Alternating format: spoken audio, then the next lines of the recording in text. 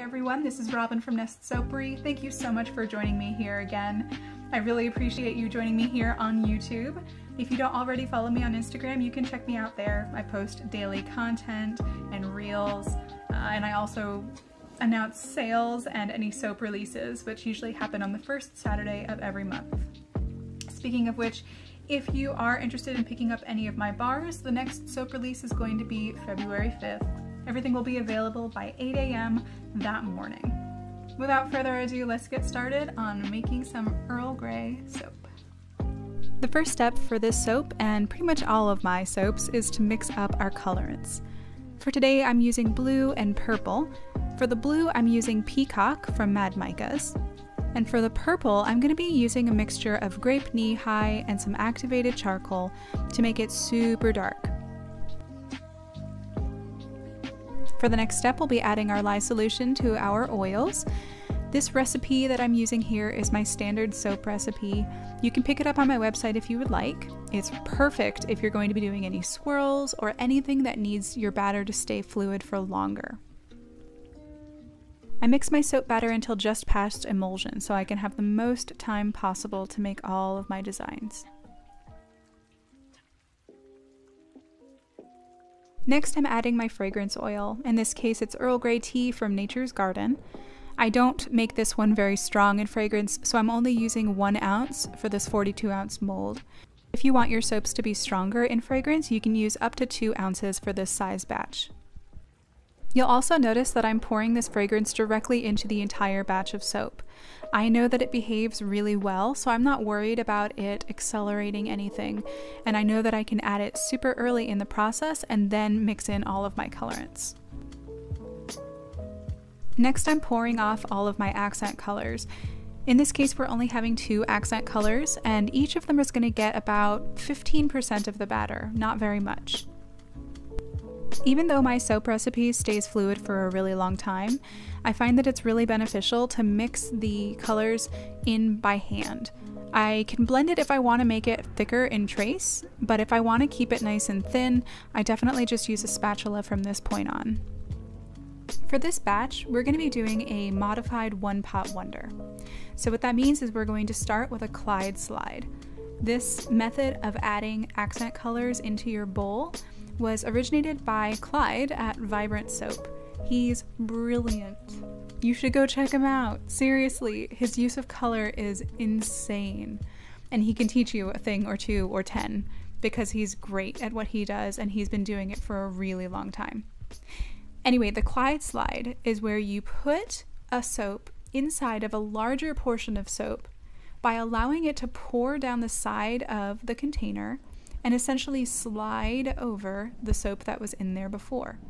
You have to pour very slowly, otherwise you can just pour your soap down to the bottom of the pot.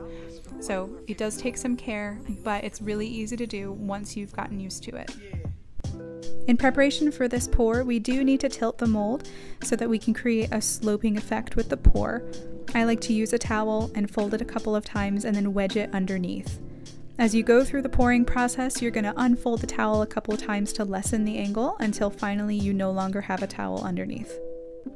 And then we begin pouring down the side of the mold, back and forth down the edge of the mold.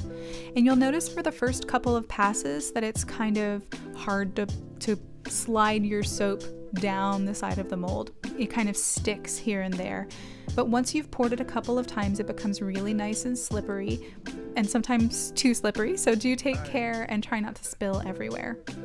Once you feel like you've poured enough and you want to make an adjustment, this is where the modified one-pot wonder comes in play. I'm going to turn the entire thing around very carefully so as not to disrupt the layers that I've already poured in.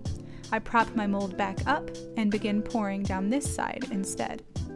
This is going to create a disruption in the layers that we've already poured and cause it to swoop in a different direction than if we just kept it in the same direction the entire time. I think this creates a lot of visual interest, and I encourage you to play around with it. You know, this is how you create a modified pour. Figure out what makes that pour work, what makes that pour unique and gives it the look that you're going for, and then change it. You know, find different variables that you can edit and give those a try. Making soap is an art, and you're the artist. You get to decide exactly what it looks like. And sometimes it looks great, and other times you've found another way not to make soap. But you'll never learn what your signature pour is going to be or your new favorite technique is going to be until you start playing. So I highly encourage you to do that.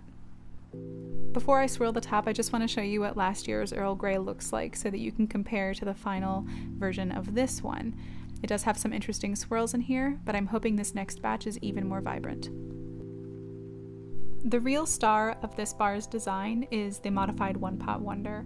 So for the top of the soap, I'm not going to do anything crazy. I'm just going to keep it really simple with a really thin feathered swirl on top. 24 hours later, it's time for us to unmold and slice our soap. Now, I don't know about you guys, but one of the most satisfying things about making soap is when the silicone comes off of the side of the bar so cleanly. Watch this, and let me know what you think about it in the comments below. Satisfying or no?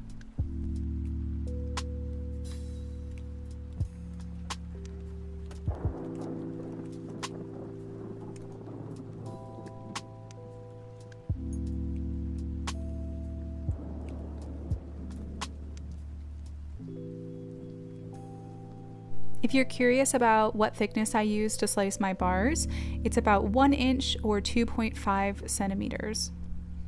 For me, this tends to result in a final bar that's about 4 ounces. I'm using my trusty wire slicer and soap slicing box, which you can find the descriptions for in the description, and check out the final swirls, you guys. Looks so good. If you want to pick up one of these for yourself, you can do so in March when I release all of the remake soaps from 2021. It's going to be a big celebration because I'm celebrating 1 year in business, and I'll probably have a crazy blowout sale. So if you want to save some money and get some really good bars, hang tight until March. I hope you enjoyed today's video. If it was helpful in any way and you feel inspired to make something, please like the video, comment down below, and subscribe to my channel so that you can see any future content. I'll catch you in the next one, and until then, be well.